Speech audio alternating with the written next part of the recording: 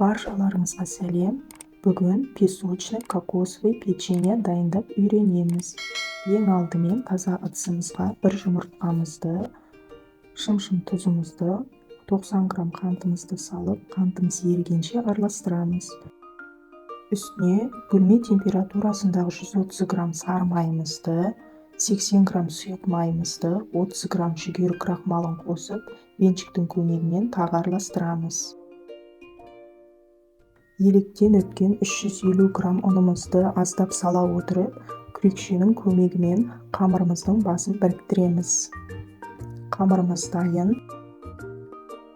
Кондитерлік қапшыққа кремнің насадкасын орналастырып, дайын болған қамырымызды қапшыққа салып, печеньеміздің формасын келтіріп, листіге орналастырамыз. Қызып тұрған пеште 180 градуста 15-20 минутқа пісіріп аламыз. Ерітілген ақ шоколадқа печеньеміздің шетін батырып аламыз, сосын кокос ұнтағына бір аунатып аламыз. Печеньеміз дайын. Жасап көріңіздер. Каналға тіркеліп, лайк басуды, пікір қалдыруды ұмытпаңыздар. Ас болсын.